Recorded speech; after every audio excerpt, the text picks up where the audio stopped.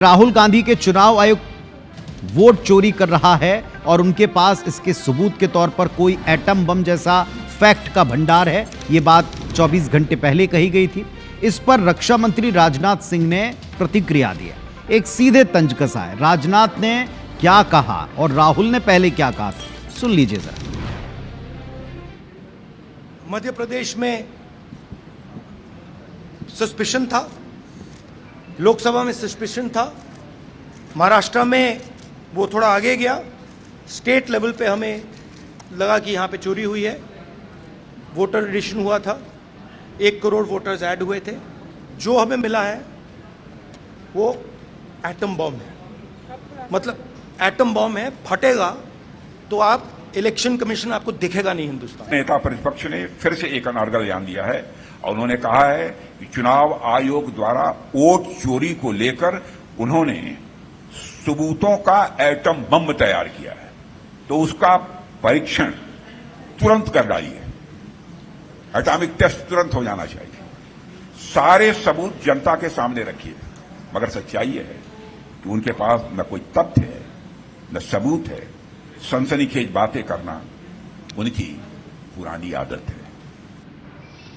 तो देश के सबसे पुराने दल के नेता प्रतिपक्ष सदन के भीतर ही नहीं, अगर बाहर भी इस मुद्दे पर बोल रहे हैं और वाकई उनके पास सबूतों का कोई एटम बम है, तो चुनौती सीधे रक्षा मंत्री ने दी। कहा है कि तुरंत फोड़ दें, परीक्षण कर लें।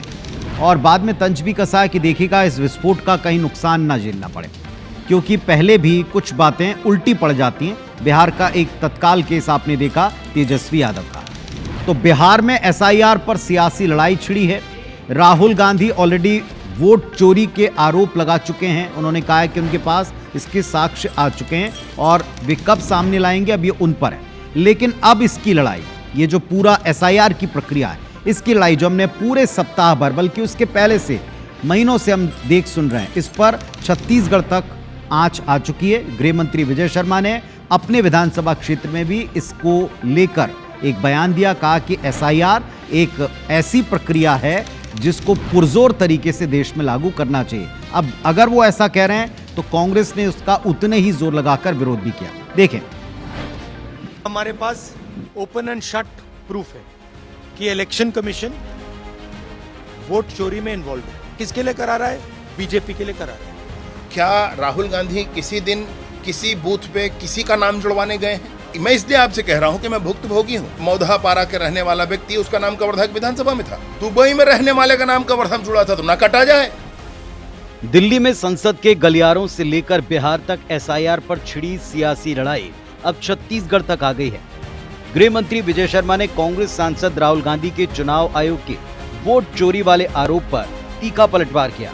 एसआईआर की वकालत करते हुए आरोप लगाया कि उनके खुद के कवर्धा विधानसभा क्षेत्र में फर्जी वोटर जोड़े गए। राहुल गांधी जी किसी दिन किसी का नाम जुड़वाने गए होंगे तो उनको पक्के से मालूम होगा कि वहां दावा आपत्ति का पूरा अवसर होता है। मैं भुक्तभोगी हूं। कवर्धा में मोहम्मद अकबर पुराने विधायक थे। मोहम्मद, यहाँ मौधा पारा के रहने वाला व्यक्ति, उसका नाम कवर्धा विधानसभा में था। मोहम्मद अकबर जी का वहाँ निवास स्थान है। उस निवास स्थान के पते पर, उनके कार्यकर्ताओं के पते पर दुबई में रहने वाले का नाम कवर्धा में जुड़ा था, तो ना कटा जाए। दम शुद्धिकरण मतदाता सूची का होना ही चाहिए।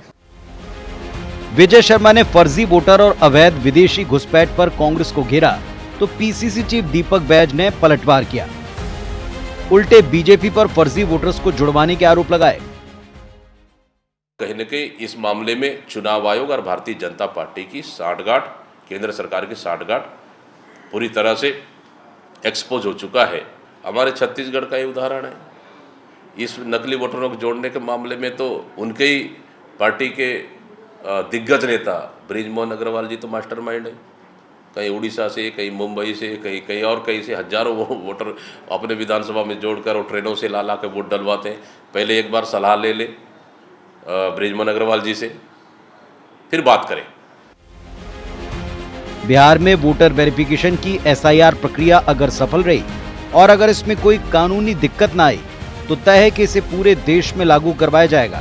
छत्तीसगढ़ में नेताओं के बयान जिस तरह सामने आए हैं, तय है कि धर्मांतरण और अवैध विदेशी घुसपैठ के चलते यहां भी ये बड़ा सियासी मुद्दा बनेगा। राजेश राज, IBC 24, रायपुर।